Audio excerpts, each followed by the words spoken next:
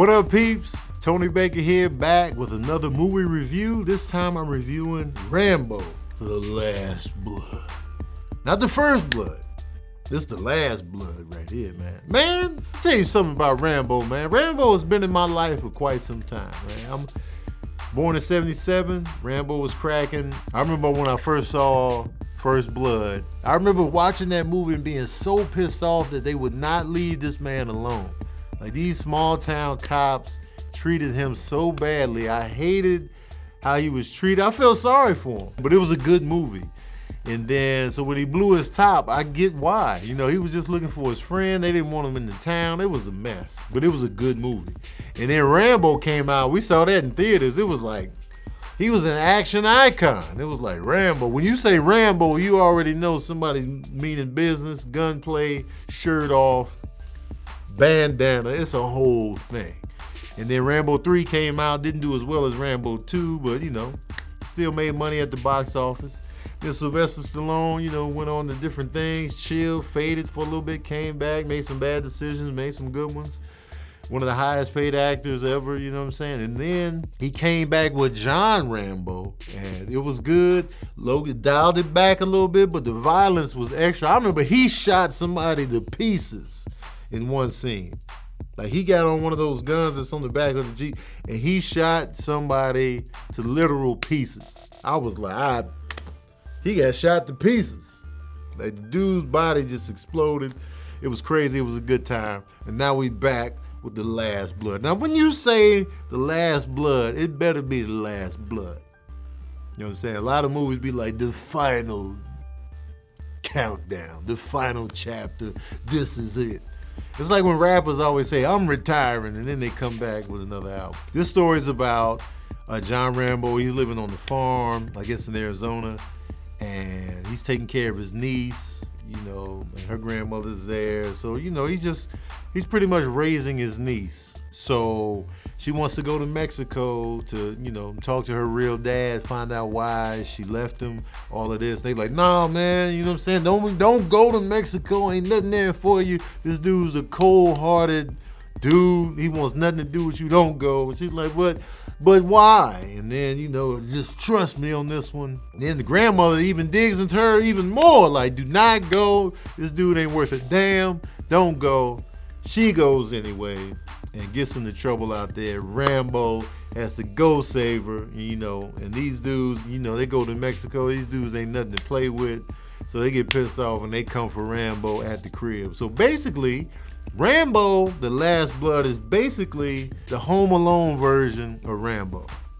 You know, he sets up his house. We're like, oh, I'm having guests? He sets his house up Macaulay Culkin style, only this time you will die horribly.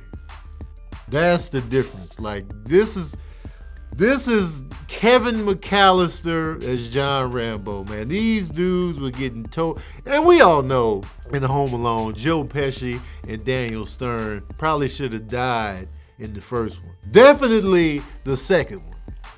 The first one, they could have died on some of those traps, but in the second one, for sure they would have died. In the beginning, when he was throwing bricks off the roof of the building and hitting them square in the head, they'd have died in real life. That'd have been it. They never got in the building. And then they were getting hit, but they should have died. Electrocuted, all of that. This right here, oh my God, man. This is the most gruesome movie I've seen all year, probably. These cats was getting murked on these Home Alone style Rambo pranks.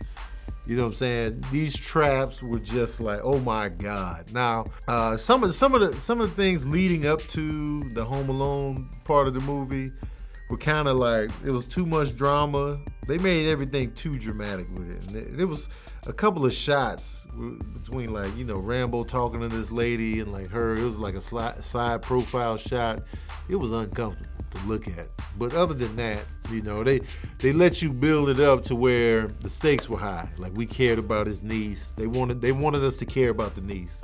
So then when it actually goes down, it means something.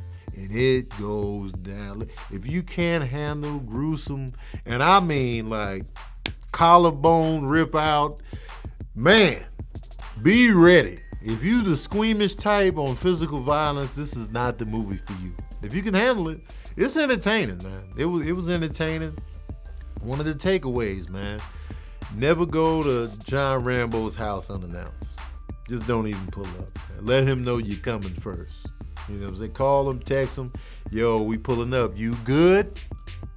Let him know. Ask him. Another takeaway is I can see the people that are really against immigration and build a wall. I can see them really loving this movie. And that makes me uncomfortable because, you know, they're in Arizona, you know, they coming in from Mexico. I can see the gun-loving, build a wall, like we're gonna protect our land at any cost. I can see those people really getting empowered by what they were seeing on the screen. And that makes me mad uncomfortable.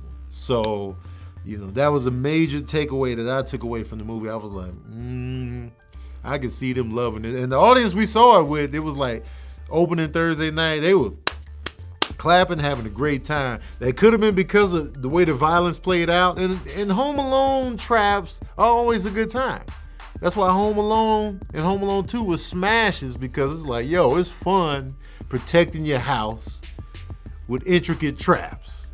But then on the deeper side, I was just like, but y'all having too much fun. I just want to make sure why you having the fun. Are you having the fun because you loved Home Alone and this is a grown-up version? Or are you having a good time because you like American pride, no immigrants, protect your land at all costs? So that was my, you know, conflicting dynamic. But other than that, it was entertaining. So forget all that. Y'all want to know the smooth jazz review of Rambo: The Last Blood? Well, here it is. Oh, yeah. I'm giving Rambo: The Last Blood 3 saxophones out of 5. Yeah. Shoot it. Man, Rambo decorated this place. I'd be scared to turn around in this seat. You know, spike thing come down and cut my head clean off. All right, y'all, that's my review of Rambo: The Last Blood. Let me know what you thought of the movie in the comments section below. Have you seen it? Do you want to see it? What do you think about the Rambo franchise? Let me know in the comments section below. I remember liking John Rambo a little bit better than this one. But you know what? I gotta rewatch the franchise. I remember First Blood being the best. And then I don't remember 2 or 3. And then I remember John Rambo a little bit, and then I just gotta rewatch and then really stack them up and kind of rank them later on. But y'all let me know in the comment section below. Don't forget to like, share, and subscribe. And as usual, we out here.